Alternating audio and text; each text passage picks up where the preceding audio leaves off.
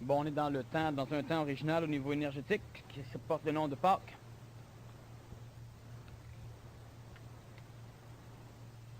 Et égrégorement parlant, à l'échelle de la planète, évidemment, il se passe des choses parce qu'il y a beaucoup d'individus qui sont dans l'attente d'une résurrection. D'autres sont dans l'attente d'une éthérification.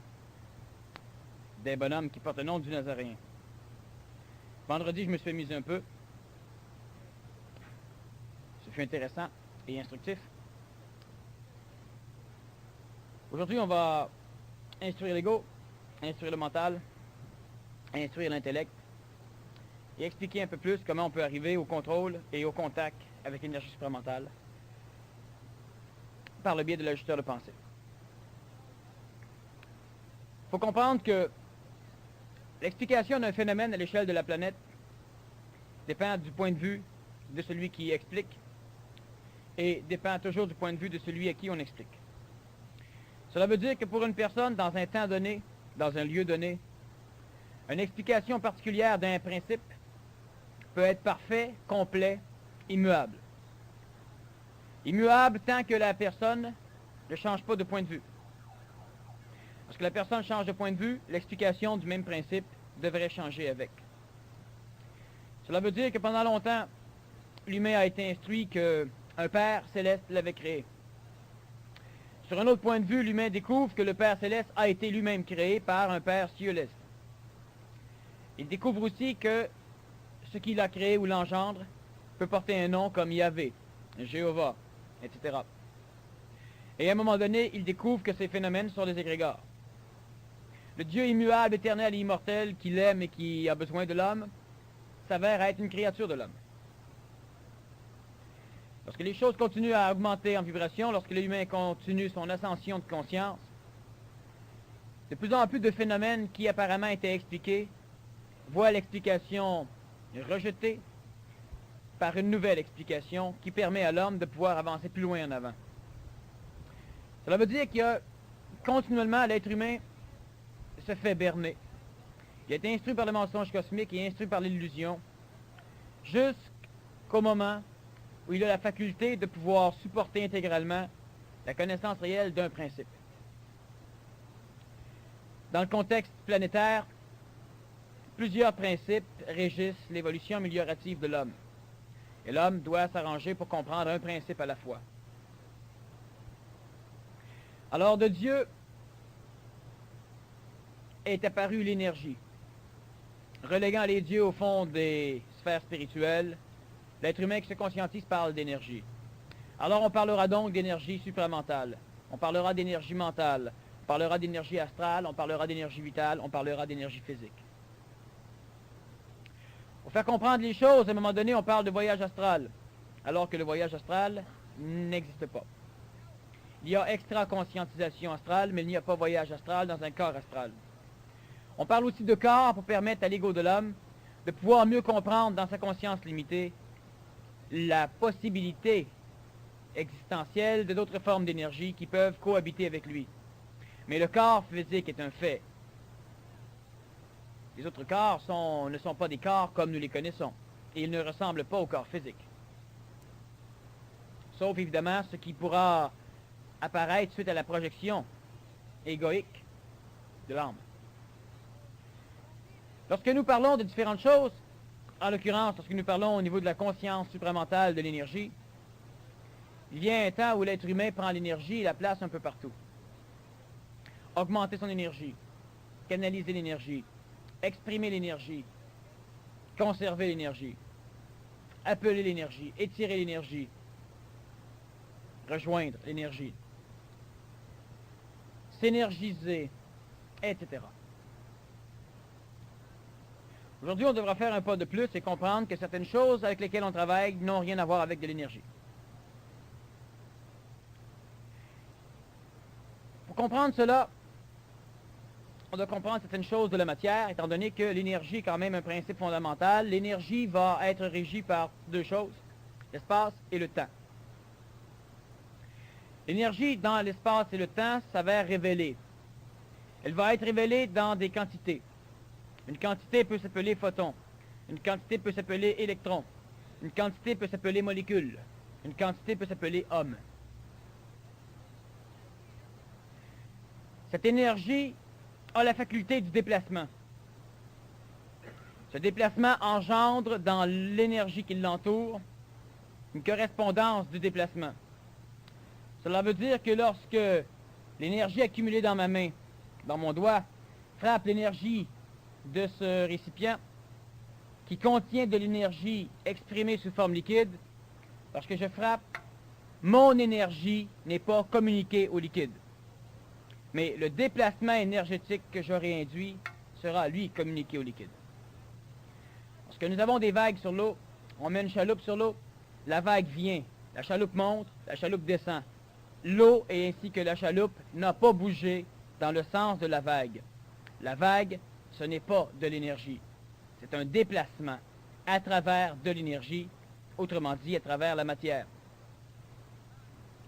C'est important de plus en plus de scientifiser l'évolution de conscience, parce que si on ne le fait pas, il y aura beaucoup de choses qui ne pourront être comprises que du point de vue spirituel, étant donné que le côté cartésien de l'homme ne sera pas suffisamment élaboré. Donc, de plus en plus, l'être humain doit se familiariser avec des choses d'ordre physique, d'ordre chimique, d'ordre biologique, d'ordre astrophysique et d'ordre théorique. Pour la simple raison que l'être humain ne peut pas instruire son ego de certaines choses si l'ego n'a pas en sa mémoire la possibilité de comprendre ce qu'on veut lui donner comme instruction. Imaginez-vous si vous ne pourriez pas comprendre ce que veut dire le mot énergie. Et il y a encore beaucoup d'humains sur la planète qui mélangent énergie avec Dieu, qui mélangent énergie avec univers, qui mélangent énergie avec temps, qui mélangent énergie avec eux. Ces mots doivent être compris. Et de plus en plus, on doit comprendre ces mots. Une chose extrêmement intéressante, c'est que toute évolution améliorative, mutatoire de l'homme nouveau, le contact supramental, pourrait être mathématisé, expliqué dans des formules chimiques, dans des formules mathématiques, et on pourrait canaliser et contrôler ce qui se passe. Lorsqu'à un moment donné, on a réussi à contrôler l'énergie nucléaire, l'énergie nucléaire, c'est de l'énergie. C'est l'énergie qui provient du noyau des atomes. Et parce qu'on a réussi à un moment donné à la calculer, un homme nouveau l'a fait, un homme transitif avancé, disons, pour être plus précis, eh bien on est parvenu par la suite à pouvoir la contrôler. Vouloir faire en sorte qu'à un moment donné, l'être humain et la science arrivent à faire un clonage convenable, arriver à créer des doubles de vous-même, en les améliorant et en les perfectionnant, est une utopie scientifique. Pour la simple raison que l'homme nouveau le fera à partir de son corps. C'est-à-dire qu'il pourra muter lui-même son corps, cloner lui-même ses cellules, et parvenir à engendrer une jeunesse qui durera le temps qu'il en aura besoin, disons éternel pour l'homme ancien. Et la science n'aura pas le temps d'y parvenir, l'homme nouveau y parviendra avant elle. D'un concept à un autre, l'être humain doit toujours apprendre que ce qu'il a compris peut être une illusion. Cela veut dire que tout ce que vous savez maintenant peut être faux. C'est très important de comprendre qu'effectivement, tout ce que vous savez présentement peut être faux. Tout ce que vous savez de la conscience supramentale peut être faux. Tout ce que vous savez de vous-même peut être faux. Tout ce que vous savez de l'évolution peut être faux. Tout peut être faux.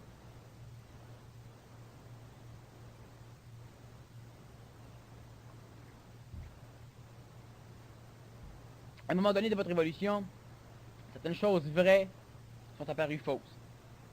Alors vous avez souffert, vous avez été dans une période transitive, vous avez été débalancé, vous avez recherché des béquilles, et à un moment donné, on trouve un peu plus de réalité. Ne pas se prendre au sérieux, c'est de toujours accepter que la réalité que l'on trouve peut elle aussi être fausse. L'homme étant manipulé, il est dirigé. Étant dirigé, il croit que là où il se dirige, c'est la réalité, mais bien souvent, cette réalité est trop puissante pour lui. Alors on le dirige sur des illusions, des miroirs, des colorations de cette réalité, qu'il acceptera comme étant réelle le temps qu'il en aura besoin. Mais à un moment donné, il faut passer plus loin. Ce que je vais expliquer aujourd'hui ne sera peut-être pas compris par tous. Ce n'est pas grave. Sachez une chose, c'est que tout ce que vous savez pour l'instant, même si ce que je vais dire peut tendre à le démolir, tout ce que vous savez est une réalité. La façon dont vous le concevez est une illusion. Lorsqu'à un moment donné, on explique que l'automobile avance, étant donné qu'il y a une aspiration d'air en avant d'elle, et lorsque l'on pèse sur l'accélérateur, on accentue l'aspiration d'air et l'automobile avance plus vite, cela permet à l'humain de prendre l'automobile et de voyager avec. Lorsqu'un jour il apprend que ça ne se peut pas, que la pédale n'a rien à voir avec l'air, que l'air ne l'aspire pas, ça n'empêchera pas l'automobile d'avancer. Sauf qu'il devra comprendre mieux le principe de l'automobile. Alors on va lui parler d'un moteur, de l'essence, on va lui parler de choses bien plus compliquées. Sauf que lorsque l'automobile tombera en panne, alors là, il saura la réparer. Tandis que tant qu'il continue à penser que c'est l'air qui l'aspire, si l'automobile tombe en panne, il dira qu'il manque de vent. Et il ne pourra rien faire. Alors on parle d'ajusteur de pensée. L'ajusteur de pensée ne peut pas fonctionner dans l'homme si l'ajusteur de pensée est un phénomène énergétique.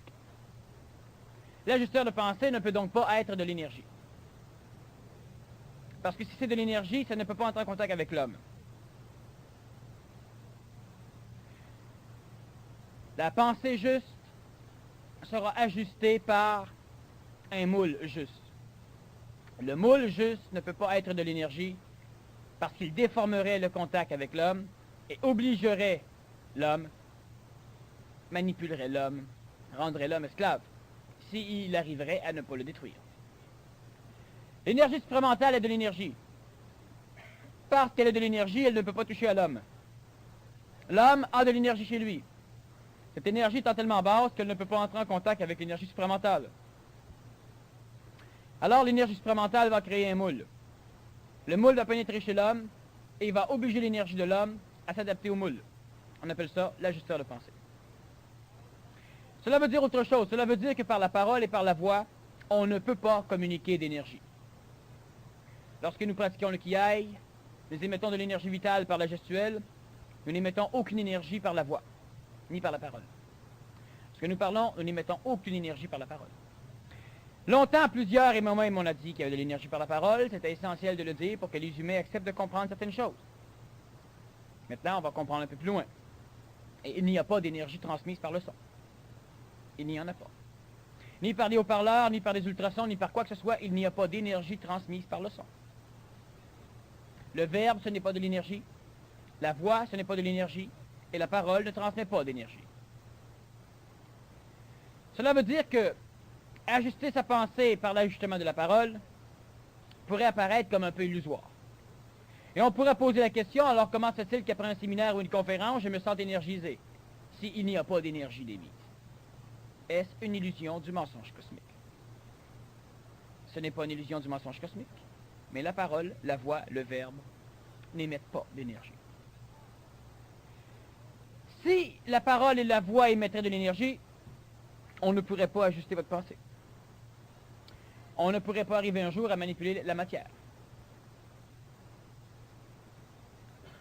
Alors, étant donné que la voix, la parole n'émettent pas d'énergie, on devra comprendre ce phénomène pour pouvoir, dans un travail d'ajustement de parole, pour pouvoir, dans un travail de contact avec l'ajusteur de pensée, pouvoir raffiner ce travail en se servant des mécanismes réels qui permettent l'apparition des résultats.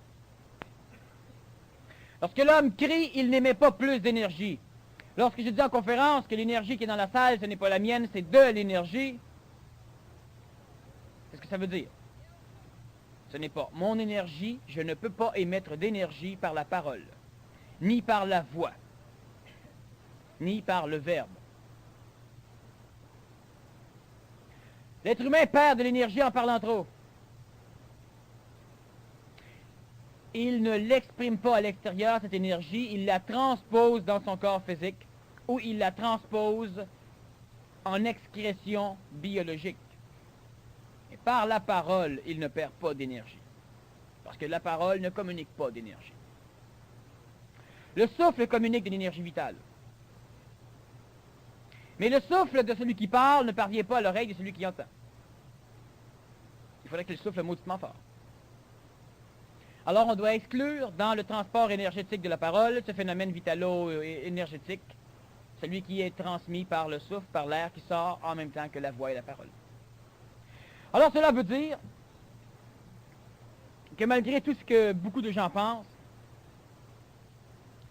Lorsqu'ils font une colère mentale, ils n'émettent pas d'énergie. Lorsqu'ils font un kiaï, ils n'émettent pas d'énergie. Même si c'est comme ça qu'on l'enseigne. Et on va continuer à l'enseigner comme cela, parce qu'il y a beaucoup de personnes qui ne sont pas à l'étape de comprendre que l'énergie ne se transmet pas par la parole. Elle ne s'exprime pas par la parole. Certains vont dire, oui, ben c'est pas plus grave que ça. C'est extrêmement important. On pourrait dire c'est extrêmement grave de comprendre la nuance. Pour la simple raison qu'une grande partie du travail que vous allez faire va être axée sur l'énergie de la parole, alors qu'en réalité, il n'y a pas d'énergie de la parole. Alors ça devient donc extrêmement important de comprendre ce que ça veut dire, parce qu'une grande partie du travail que vous faites sur vous étant aligné à partir de l'énergie transmise par la parole, de l'énergie de la pensée et de l'énergie de l'ajusteur de pensée, alors que ces trois phénomènes ne sont pas énergétiques. Ce sont des déplacements. Ce ne sont pas de l'énergie. Et si on comprend bien la structure de ce que je vous dis, on va être capable d'en arriver à ajuster mauditement mieux son contact avec l'ajusteur de pensée, à s'ajuster drôlement mieux au niveau de sa pensée et au niveau de sa parole, et à pouvoir plus rapidement muter le corps physique. Ce n'est pas de l'énergie. J'en ai parlé avec quelques personnes, avec quelques professeurs du PMC. Et évidemment, certains ont été un peu déroutés. On a essayé de pallier, de ramener, d'expliquer les choses. Et on ne s'en sort pas. Alors, comment la voix, la parole, fonctionne-t-elle? La voix, la parole, le verbe sont transmises par le son. Une énergie a la faculté, premièrement, de rayonner, ce que n'a pas le son. Une énergie a la faculté de transformer les choses, ce que n'a pas le son. Une énergie peut traverser la matière, ce que fait le son. Une énergie peut être communiquée dans l'air, ce que fait le son. Une énergie peut traverser le vide, ce que ne fait pas le son.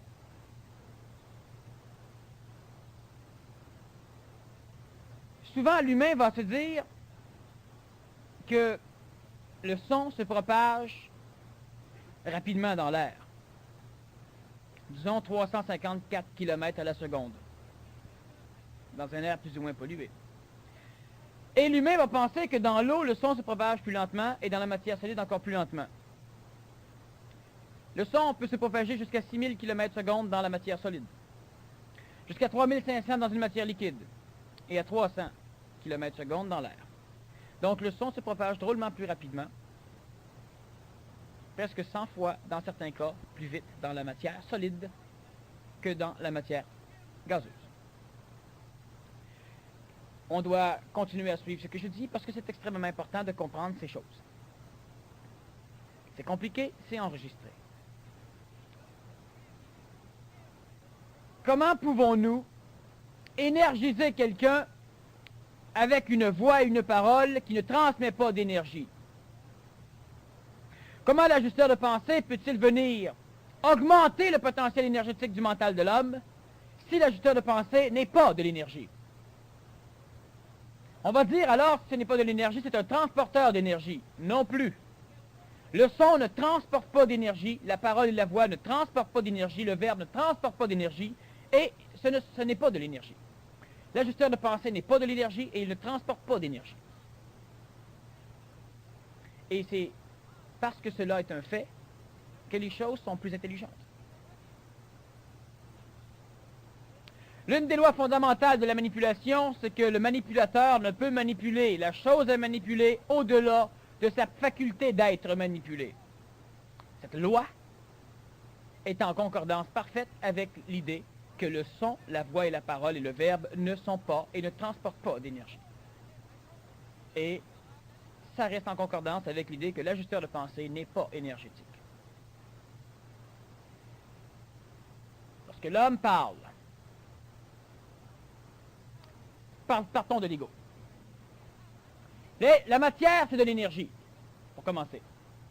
La matière, c'est de l'énergie qui, si on divise cette matière, si on arrive à l'écraser complètement, on expulse l'énergie de cette matière. Alors, prenons l'exemple d'un proton. d'un neutron, d'un noyau d'atome, qui voit deux électrons graviter autour de lui sur une première orbitale. J'ai dit que l'énergie était de la quantité. L'énergie, elle est là, mais elle est révélée dans le temps et l'espace que par phénomène de quantité. Alors, il y a un électron qui tourne autour d'un noyau, c'est de l'hydrogène. L'électron ne peut pas tourner proche ou loin selon sa guise. Il tourne à une distance très précise du noyau. Si on donne de l'énergie à l'électron, il tourne. Et il n'y a pas de changement au niveau atomique. Et si, à un moment donné, il en ramasse suffisamment, il va tourner à un autre niveau. Et c'est là qu'on verra un changement atomique. Si on donne de l'énergie à l'électron, on en donne au noyau. Le noyau, en recevant plus, attire plus l'électron. L'électron, en recevant plus, a une tendance à vouloir fuir plus rapidement, donc il reste sur le même niveau. La liaison énergétique entre les deux, c'est-à-dire qu'à un moment donné, et l'électron et le noyau vont accumuler de l'énergie entre les deux, ce qui va faire qu'à un moment donné, l'énergie qu'il y aura entre l'électron et le noyau poussera l'électron à un deuxième niveau. Poussant l'électron au deuxième niveau, l'électron abandonne son énergie, qui va servir de coussin d'orbital à notre électron. L'électron perd de l'énergie, mais étant donné qu'il est plus loin du noyau, il ne peut toujours pas fuir. Perdant l'énergie, il pourrait s'écraser. Étant plus loin, il est moins attiré.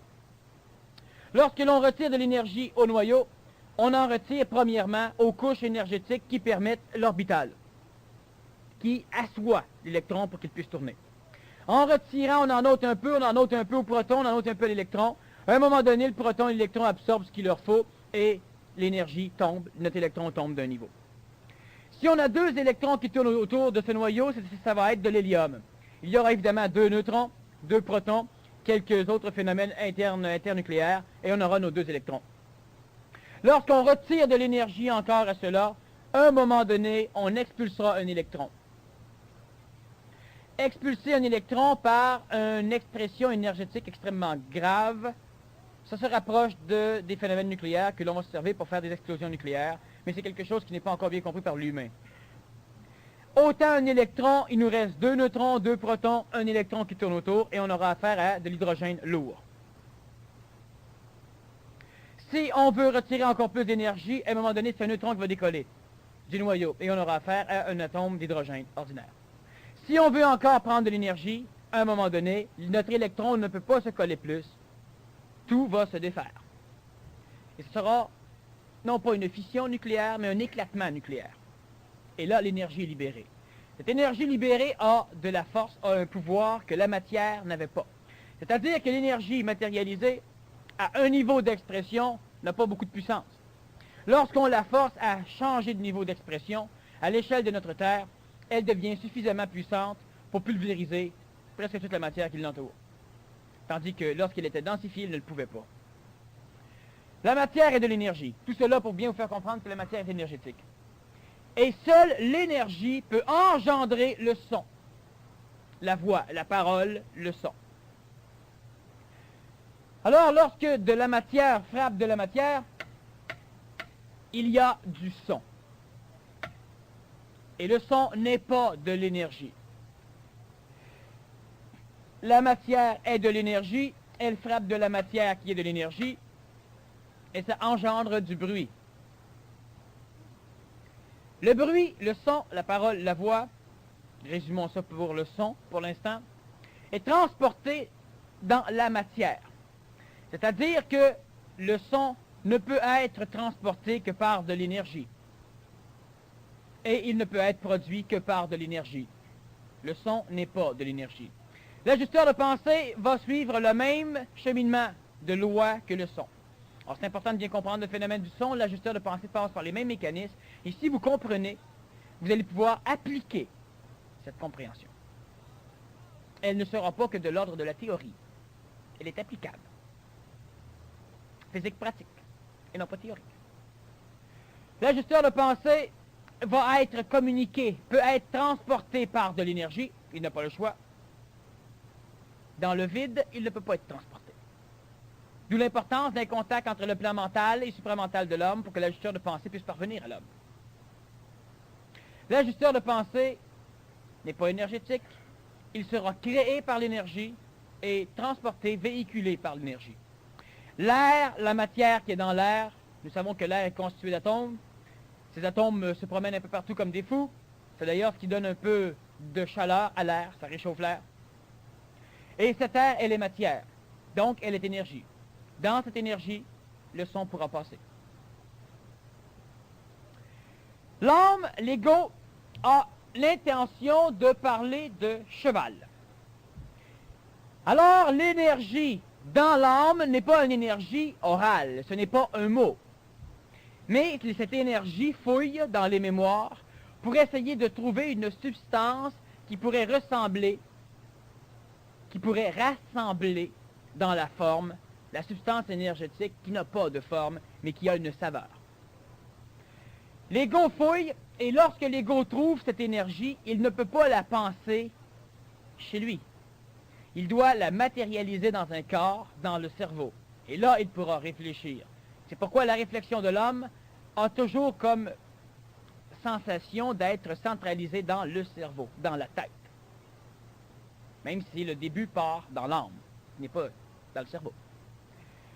Alors l'âme pense à cheval, énergétiquement, elle ne pense à rien. À un moment donné, cette énergie va faire vibrer la membrane périsprique de l'âme. Cette membrane périsprique va engendrer une perturbation électromagnétique à l'intérieur des atomes qui constituent certains neurones. Ces neurones, vibrant de certaines nouvelles façons, vont finir par engendrer une dépolarisation neuronique qui va être communiquée dans des axones, et cette communication va engendrer énergétiquement, mais une énergie plus basse, une énergie nerveuse, l'idée du mot cheval. C'est mémoriel, mécanique. Cette idée du mot cheval par l'interpréteur actionnel est spécialisé dans différentes parties. L'une des parties sera la partie phonique, le centre laryngé, qui fait partie de l'interpréteur actionnel, va s'arranger pour interpréter ce message du cerveau, cheval. On veut le communiquer pour l'expérimenter. Alors il va s'arranger pour que le système pulmonaire, le système de la langue, le système des cordes vocales, la bouche, les lèvres, les joues, puissent tous fonctionner ensemble de façon à pouvoir créer le mot cheval. Toute l'énergie nécessaire à la création du mot cheval va être brûlée, c'est-à-dire qu'elle va être transformée en énergie calorique, en énergie biologique. Alors la personne pourra dire cheval. Le mot cheval ne transporte pas d'énergie. Étant donné que c'est une perturbation dans l'énergie, le mot cheval, c'est-à-dire que lorsque l'homme parle, il perturbe l'air.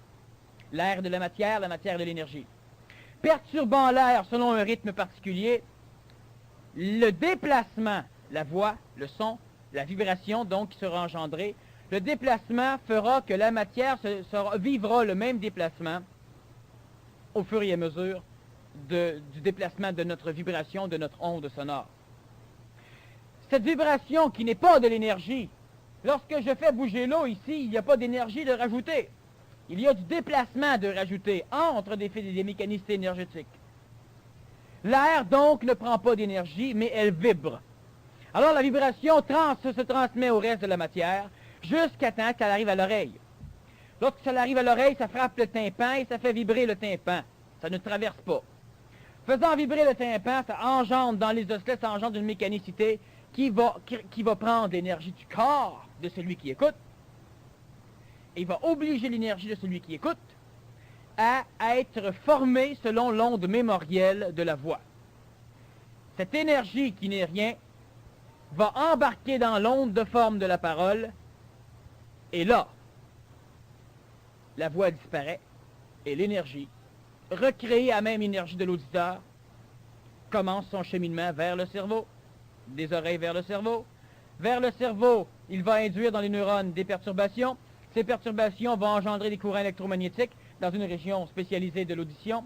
Et ce courant électromagnétique va faire vibrer le périsprit pour amener à l'ego l'expérience de cheval.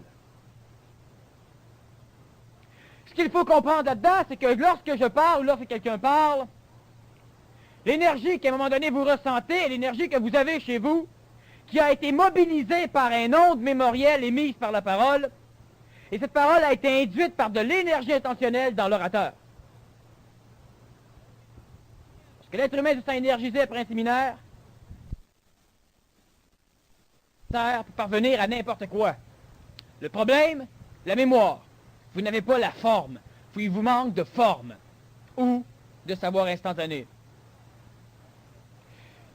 Le problème de cette mécanicité du cheval, la substance énergétique qu'a l'orateur du cheval est une substance particulière. Alors, par le cerveau, il mettra un mot dessus. Il pourra préciser le mot cheval brun. Il pourra préciser le mot, il pourra dire palomino brun. Il pourra préciser encore et donner l'âge. Mais il devra commencer à rajouter de plus en plus de mots. La substance pénètre de l'âme vers le cerveau et elle engendre les mots qui seraient les plus appropriés à la substance. La substance, donc, transmet les mots en énergie biologique, en énergie nerveuse, cérébrale, et la personne, par son centre laryngé, parle. La mémoire de ce qui a été engendré par l'énergie de substance, l'énergie intentionnelle de base, la forme vibratoire, le son, la parole, la voix, c'est de la mémoire d'énergie, mais ce n'est pas de l'énergie. Mais cette mémoire, cette forme, elle a été formée, conçue par une énergie intentionnelle. Cheval. Ça s'en va, ça frappe un auditeur, ça l'ondre la forme cheval. C'est un peu comme ce verre. Ce verre a une forme particulière. Il devra former le liquide selon une forme particulière, celle de ce verre. Le liquide ici n'a pas de forme carrée parce que le verre est rond. La forme mémorielle sera le verre. Le verre, ce n'est pas du liquide. Alors moi, je suis de l'eau, du liquide, énergie intentionnelle.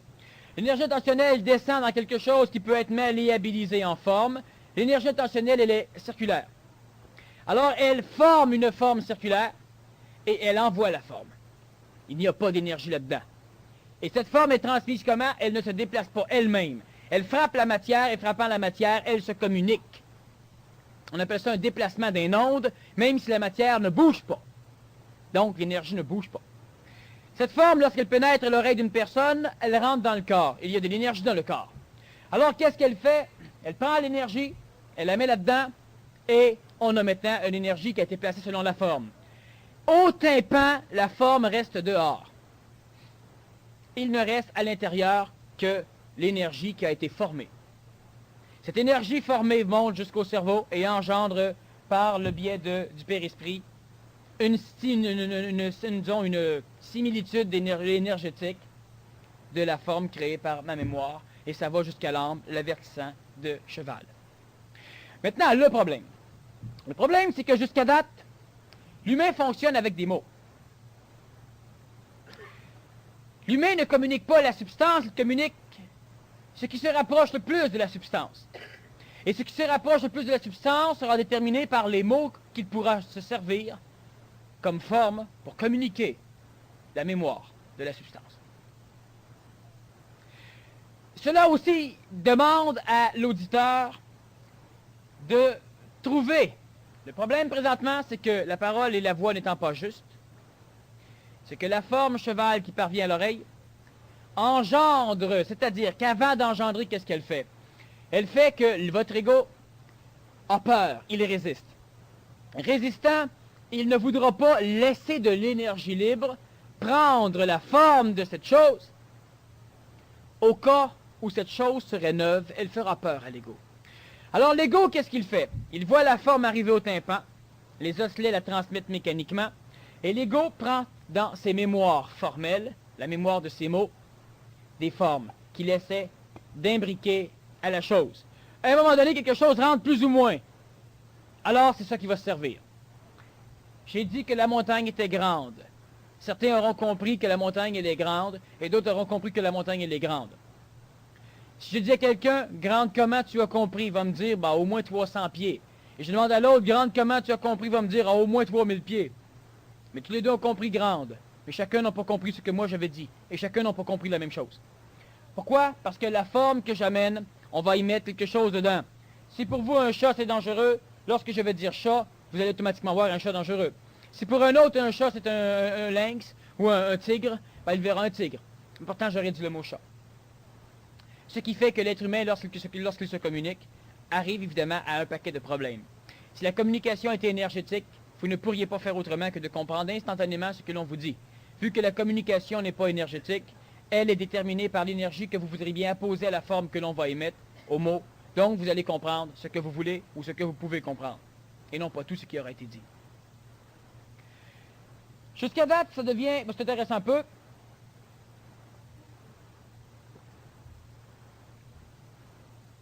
Une chose à retenir. Le manipulateur ne peut manipuler une chose à manipuler que selon la faculté qu'a cette chose d'être manipulée. Je dis, mange de la marde. J'envoie des formes. Si vous avez une marde extrêmement diarrhéique et hémorroïdale, ben évidemment, ce que vous allez rentrer là-dedans va vous faire royalement chier. Et là, vous allez trouver que j'ai carrément insulté. Une autre personne mange de la marde. Ce qui applique dedans, pas... Bon, ben lui, ça ne le dérangera pas. C'est important de bien comprendre le principe.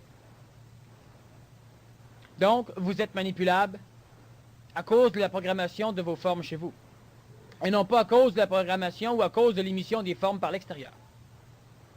L'enfer, Satan, Dieu, n'importe quoi manipule l'humain selon les formes qui sont dans l'être humain. D'où l'importance, évidemment, de l'instruction de l'ego, la reprogrammation de ces formes. Mais autre chose, autre loi à retenir, c'est qu'étant donné que la parole et l'ajusteur de pensée ne peuvent pas vous énergiser, et étant donné que vous sentez de l'énergisation après un contact avec la parole ou avec un ajusteur de pensée, cela détermine le fait que l'énergie provient de vous, et non pas de l'extérieur. C'est extrêmement important à le comprendre pour la simple raison que de cette façon-là, vous allez peut-être arriver à cesser de vous penser médiocre, et vous allez commencer à rechercher la chose qui doit être recherchée, le moule. Pas l'énergie. Le moule. Maintenant, on va se demander alors à quoi servent les pratiques Rescon, les pratiques Menfi, les pratiques Ajupen, les pratiques Ekofi, Canvi. Il ne sert pas à prendre de l'énergie. Il sert à transformer votre énergie.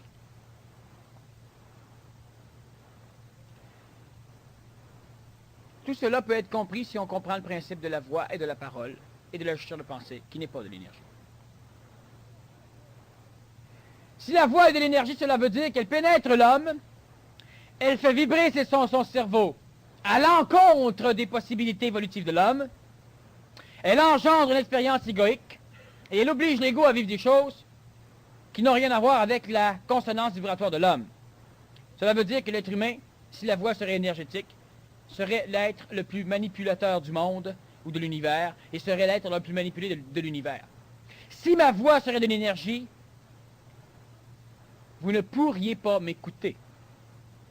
Vous seriez détruit.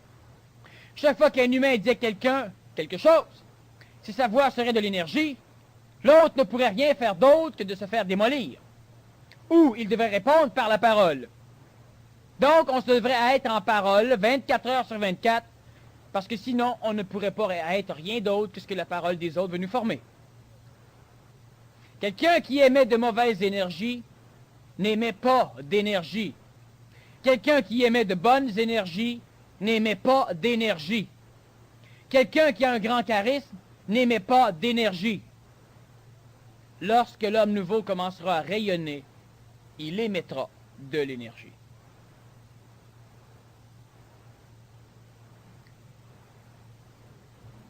Comment sommes-nous manipulés par les énergies des autres, vu qu'il n'y a pas d'énergie des autres?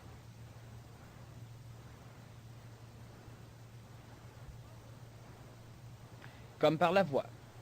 L'énergie de la personne reste chez elle, l'onde de forme émise déplace la matière, et lorsqu'elle vient vous frapper, elle déplace votre matière. Déplaçant votre matière, elle imbrique le moule chez vous. Imbriquant le moule chez vous, vous vous complaisez à le remplir. Vous complaisant à le remplir, l'information énergétique que vous venez de créer à partir du moule chemine chez vous. Et lorsque vous parlez des mauvaises énergies de quelqu'un, sachez que ce sont vos mauvaises énergies. C'est important à comprendre, et c'est aussi important à comprendre que lorsque vous parlez des belles énergies de quelqu'un, c'est vos belles énergies. Cela veut dire ceci. Cela veut dire que plus le mot va être bien choisi, plus il aura la faculté de se rapprocher de la parole juste. Mais la parole juste, c'est lorsque ce que vous dites ne peut pas être interprété par celui qui écoute. C'est l'une des lois qu'on a élaborées au niveau du PMC, lors de l'ajustement de la parole. Celui qui écoute doit nécessairement être celui qui parle pour que cette loi soit valable. Celui qui écoute doit nécessairement être celui qui parle. Parce que la parole juste ne peut pas permettre à un autre individu de comprendre justement ce que nous avions en substance énergétique pour émettre ces paroles. Par contre, lorsque vous ajustez votre parole, vous devez parler, c'est-à-dire que vous vous organisez pour mettre les mots les plus justes possibles sur la substance que vous vibrez, consciemment ou non. Et étant donné que vous allez placer les mots que vous connaissez les plus ajustés à la substance, que vous ignorez presque, bien, en parlant et en vous écoutant, vous connaîtrez la substance. Connaissant la substance, vous expérimentez l'intelligence. Mais les autres ne peuvent pas expérimenter l'intelligence. Les autres vont expérimenter ce qu'ils voudront mettre comme énergie dans le moule de vos paroles. Et ce qu'ils y mettront n'est pas nécessairement en correspondance avec la substance réelle qui vous a fait exprimer ces mots. Donc, l'ajustement de la parole sert à ajuster l'individu. Lorsque nous disons qu'à un moment donné, l'humain peut arriver à se plugger avec les axiomes du PMC, par exemple, où l'humain arrive à augmenter son potentiel de vibration, son potentiel énergétique. Qu'est-ce que nous voulons dire? Comment l'humain peut-il augmenter son niveau de vibration si déjà par terre, il est trop bas en vibration? Comment l'humain peut-il augmenter son niveau d'énergie s'il est trop bas en énergie? Simple. C'est un peu comme si on prenait un atome, il n'a pas beaucoup d'énergie. Mais si on le fissure, il devient une explosion nucléaire. Alors l'énergie qu'il n'a pas, il l'a. À un degré d'expression où elle n'apparaît pas. De même que l'électron doit ramasser suffisamment d'énergie pour changer d'orbital, de même l'humain doit suffisamment libérer d'énergie chez lui pour pouvoir changer son cheminement évolutif.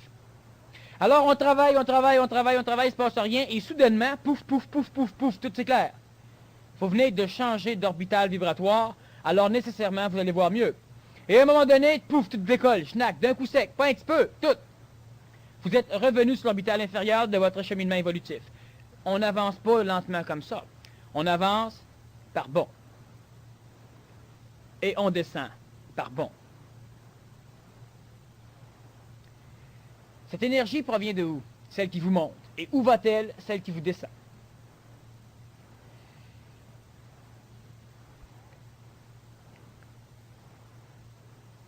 Lorsque l'homme parle, lorsque l'ajusteur de pensée communique avec l'homme, il ne peut émettre que des formes. C'est pourquoi l'ajusteur devient un ajusteur de pensée et non pas un ajusteur énergisant. Ça émet des formes. Si je suis capable d'émettre une forme qui pénètre dans l'oreille d'une personne, et cette personne essaie de mettre ses moules dessus, et ces moules ne rentrent pas, il n'arrive pas à en mettre un, on appelle cela briser des formes. L'énergie formelle qu'elle voudra imbriquer, à un moment donné, il y a une énergie qui va presque faire. Il faudra que des bouts partent pour qu'elle rentre. Souffrant pour l'ego. Et là, j'ai la possibilité d'instruire l'ego de quelque chose de neuf. C'est pourquoi souvent, il faut être agressif. C'est-à-dire qu'il faut être violent. C'est-à-dire qu'il faut être ce qu'on appelle, faussement, énergétique. Il faut parler énergiquement à une personne. Mais en réalité, on ne parle pas énergiquement. Lorsque nous parlons dans le terme, entre guillemets, énergiquement, qu'est-ce que nous faisons? Nous envoyons un moule qui aura une épaisseur telle qu'il ne pourra pas être déformé par celui qui va écouter. Si ce moule ici est en plastique, il est circulaire. Lorsqu'il pénètre dans l'homme, l'homme prend quelque chose de carré ou d'hexagonal, il essaie de le faire rentrer dans le moule, ça ne rentre pas. Alors il réussit à forcer le moule, et le moule étant en plastique mou, se déforme, et la forme hexagonale pénètre, la personne va dire « C'est ça que tu as voulu dire !» Elle en est convaincue. Si on arrive à envoyer un moule en acier inoxydable ou en acier comme vous voudrez, pénétrera la personne et ces moules ne pourront pas pénétrer dedans. Plus le moule sera coupant, plus ces formes risquent d'être coupées. Et là, ça va pénétrer, engendrant une nouvelle forme, une nouvelle expérience, une nouvelle connaissance pour l'ego, mais évidemment, faisant souffrir énormément l'ego. Lorsque nous abordons le théorème de la voix juste et de la parole juste, donc du verbe, qu'est-ce que ça veut dire? La voix juste n'est pas nécessairement une onde qui est en harmonie avec la parole. Ce n'est pas ça. La voix est quelque chose d'autre que la parole, on l'a déjà vu en conférence. Lorsque la personne parle, elle exprime un moule par la parole. Sa voix sera un moule aussi. La parole sera le mot le plus trouvé, le plus ajusté à exprimer une forme énergétique, la substance intentionnelle qui veut parler. Lorsque l'homme arrive à inventer de nouveaux mots, c'est qu'il est capable d'inventer de nouveaux moules. Parce que sinon, vous avez vu quelque chose, puis vous allez dire, c'est une lumière extraordinaire. Mais fondamentalement, c'est pas une lumière que vous voulez dire. Extraordinaire, c'est pas ça que vous voulez dire, mais il n'y a pas de mots pour le dire. Alors, vous avez une substance énergétique intéressante, et sur laquelle vous allez apposer des moules qui ne fitent pas nécessairement avec, mais c'est ce qui va le mieux. Autrement dit, vous allez avoir une substance petite, et le seul moule qui peut fitter dessus pour l'instant, c'est un moule trop grand. Alors, ce moule est le mot que vous allez utiliser, et vous allez l'envoyer. L'autre qui écoute, ben lui, va mettre ce qu'il peut mettre dedans, et c'est pourquoi la communication devient extrêmement pénible. On ne comprend pas nécessairement ce que l'autre veut dire. Lorsque l'homme nouveau, la personne transitive, est capable de former un moule parfaitement adapté à la forme de la substance intentionnelle qui veut parler, alors elle a la parole juste. Lorsqu'elle est capable d'émettre deux ondes en même temps, celle de la parole, le mot, et celle de la voix mentale, la voix astrale, la voix supramentale, la voix vitale, lorsqu'elle est capable d'émettre aussi la voix juste, c'est l'expression mémorielle de la substance intentionnelle qui a voulu engendrer les mots. Autrement dit, on vous envoie la Bible en français, et dans un petit livre à part, on vous envoie la Bible écrite en grec ou en hébreu, dépendant de l'Ancien ou du Nouveau Testament. Alors on vous envoie la chose originale, que vous ne pouvez pas comprendre, et on vous envoie la traduction dans votre langage. Évidemment, la traduction n'est pas exactement ce qui est l'original, et l'interprétation, selon ce que vous allez pouvoir mettre comme forme énergétique dans les moules du livre que vous allez lire, ne sera pas non plus en conformité avec cette interprétation, ce qui fait que ce que vous allez comprendre comparativement à l'original est tout à fait faussé. La voix juste, c'est lorsqu'on arrive à transmettre la Bible en hébreu ou en grec en même temps que la Bible en français. Je parle de Bible parce que c'est difficile d'expliquer qu'on pourrait passer le dictionnaire en hébreu et le dictionnaire en français. La voix juste, c'est lorsque l'énergie intentionnelle à l'intérieur de votre tête, cette énergie qui arrive à faire vibrer le périsprit de façon à engendrer une dépolarisation neuronique, de façon à faire en sorte que le centre laryngé par le biais du corps physique émette un mot, cette énergie choisit les mots. On transmet le mot, et on peut aussi transmettre l'énergie, c'est-à-dire qu'on va transmettre la mémoire énergétique de votre énergie intentionnelle chez vous. Votre énergie, vous la conservez. La preuve, lorsque vous parlez de quelque chose, vous pouvez savoir de quoi vous parlez. Si vous transmetteriez cette énergie, ben évidemment, si j'ai de l'eau dans un verre, je transmets l'eau, ben j'ai plus d'eau dans le verre. Si je transmets la mémoire de l'eau, j'envoie une photo de mon verre d'eau, mon verre d'eau reste plein d'eau. Donc, effectivement, on n'émet pas cette énergie. La voix va donc transmettre d'une façon imparole la mémoire de la substance intentionnelle qui m'a fait choisir les mots pour créer la parole. Ces mots vont être la vibration, donc un déplacement matériel énergétique dans l'énergie, l'air entre autres, ou encore dans la matière, ou avec une radio. Et la parole amène à l'humain quelque chose dans lequel lui pourra facilement mettre ses formes énergétiques qu'il aura accumulées dans sa mémoire. La voix et la parole juste, lorsque les deux s'unissent ensemble, cela devient le verbe. Lorsque cela devient le verbe, cela veut dire que la parole juste n'a plus d'importance. Le verbe, c'est... La parole juste, elle est importante, surtout pour celui qui parle, pas pour celui qui écoute, mais pas pour l'autre. C'est intéressant, évidemment, de pouvoir arriver à communiquer quelque chose qui peut facilement être moulé par l'individu. Mais ce n'est pas important d'être compris par les autres. On parle pour soi. Lorsqu'une personne a la parole et la voix juste, elle a le verbe. Lorsqu'elle a le verbe, ce qu'elle va dire n'a aucune importance. Ce phénomène un peu plus compliqué à comprendre. Lorsqu'une personne a le verbe,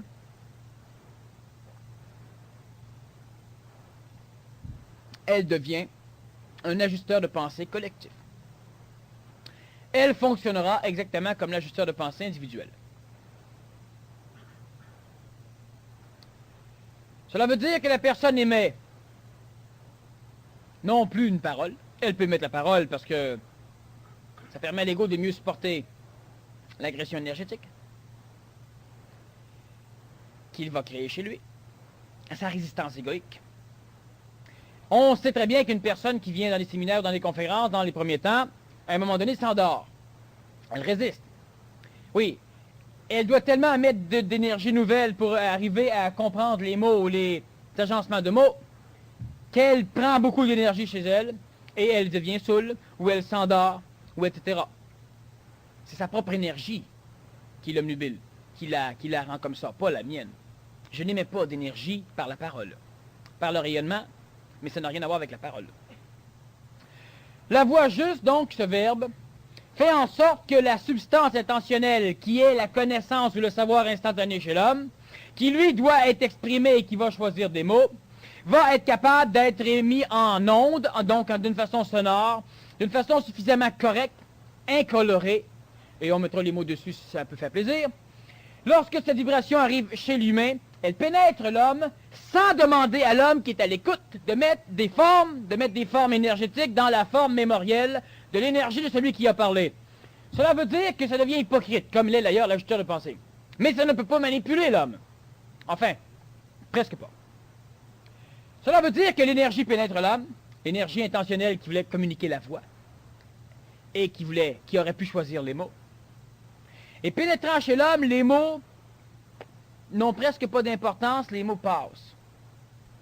L'énergie reste. Et cette énergie, qu'est-ce qu'elle fait? Elle fait ce qui se passe souvent chez vous.